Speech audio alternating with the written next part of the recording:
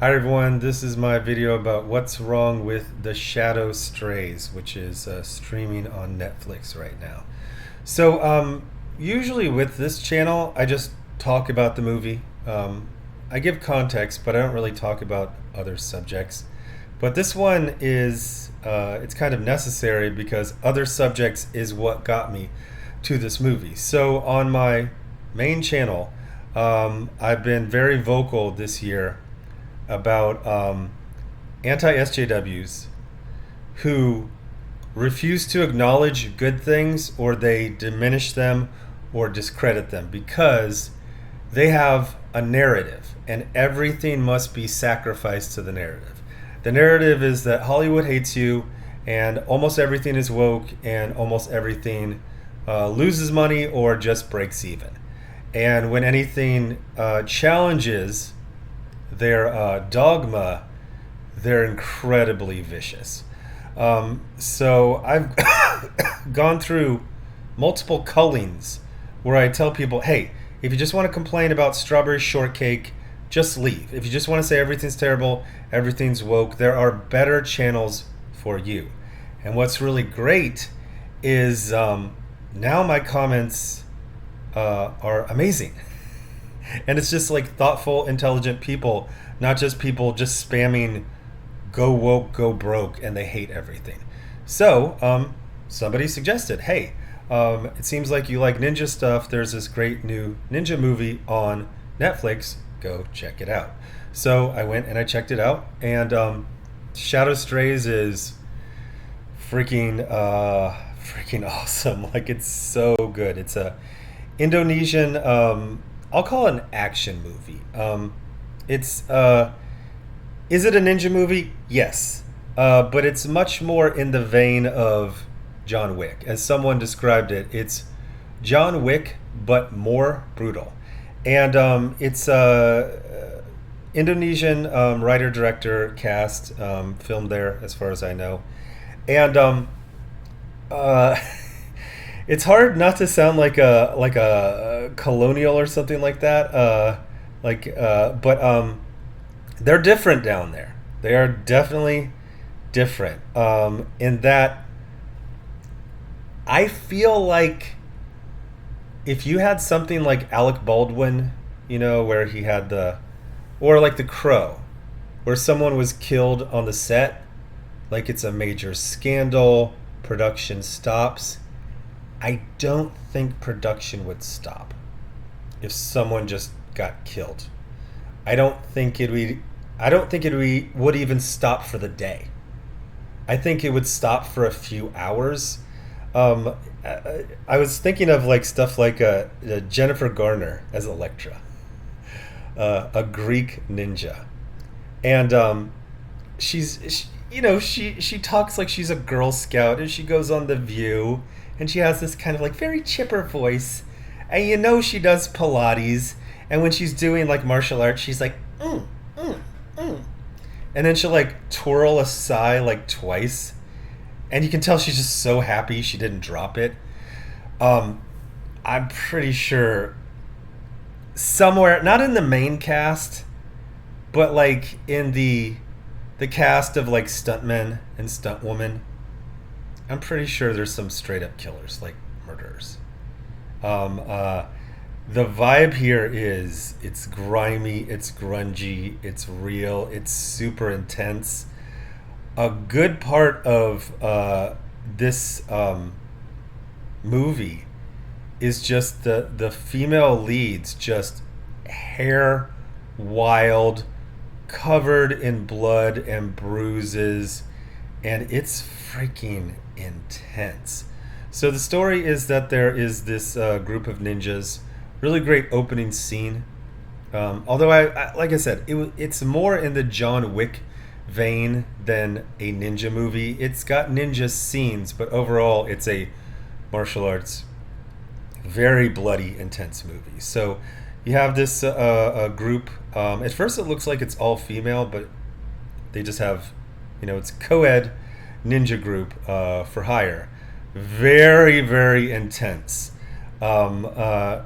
It makes me think about this scene from There was a Scott Adkins movie where he was a ninja, and he like throws a grenade, and I'm like, it doesn't feel like a ninja thing to do, but like I think part of being a ninja is just you are silent while you are infiltrating or spying.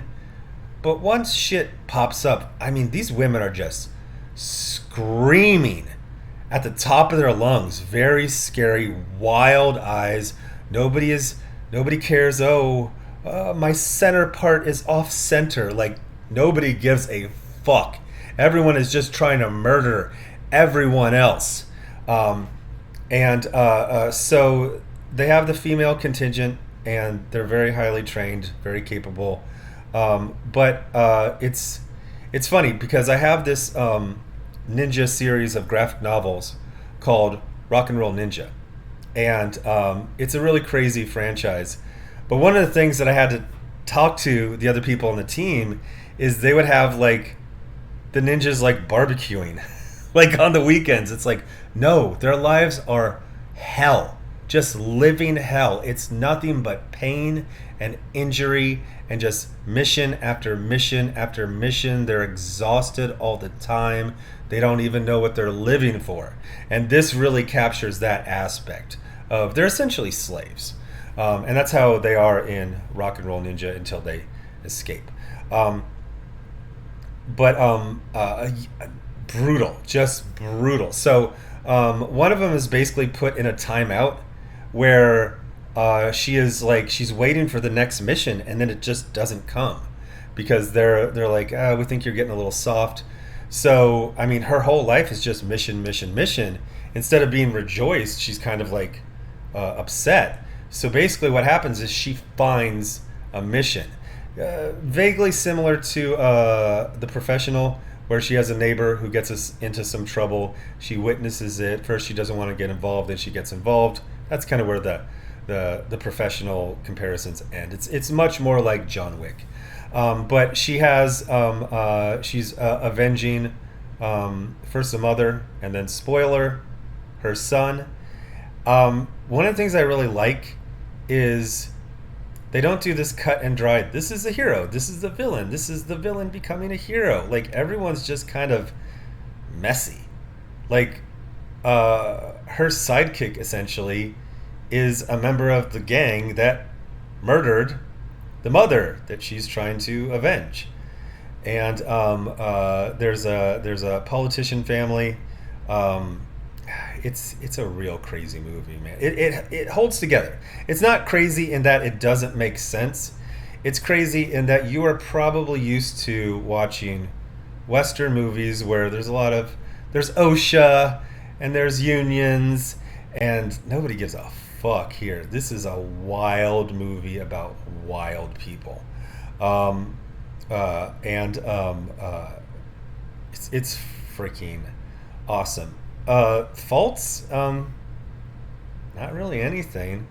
Maybe just a little bit of convenience in the writing, and that some people just kind of keep living when they should have been dead because, like, I don't know, the actress is attractive, or I don't know, maybe there's some sort of pop singer in Indonesia. I don't know. I don't know anything about any of these people. I don't know anything about. I mean, I went into this completely blind, and honestly, I kind of want to watch it again because it's so original that you're going into it with preconceptions, and so you are adjusting to your preconceptions while watching it. And so at the end you go, oh, it's that type of movie, where I think it would be a different experience to go rewatch it. And then you're not just doing this constant adjustment, like this is a ninja movie. No, it's John Wick. No, it's a political thriller. No, it's this. No, it's that. Oh, is this person a good guy or a bad guy? I don't think anyone there's some people who are very much bad guys, but even the good guys are yikes. That's all I can say. It's funny because down here, like, they just got like these publicity photos, and everyone just like, I'm pretty sure someone who worked on this movie was a murderer. they've killed somebody, and I'm not talking like they were a cop, they were a soldier. I mean, like, these people are intense, like freaking intense. But go check it out. The Shadow Strays. It's brand new. I was so excited about it. I went to go look up uh, other movies that the director has done. He's actually directing the sequel to Nobody, which was written by the same guy who wrote John Wick. I haven't seen it. Everyone says I would like this movie. I haven't seen it yet. I'll go check it out. The other movie he did that got a lot of acclaim was called something like The Night Belongs to Us. I started watching it hoping it would be very similar to this, and it's more of like a just a crime story, whereas this is like, as it says right here, action crime. Although that's like an understatement. It's 2 hours 24 minutes, and I'm not going to say it flies by, but you are going to be very much paying attention. It's very engrossing, exciting, original. What I did afterwards is I actually Googled other movies like The Shadow Strays because I just want to see other stuff like that. Um, the first suggestion was just another movie by the same director that's not really the same. So I guess the answer is I'm just going to rewatch it. So definitely go check this out. The Shadow Strays on Netflix. And thanks to the person who recommended this to me. Anyway, thanks for watching.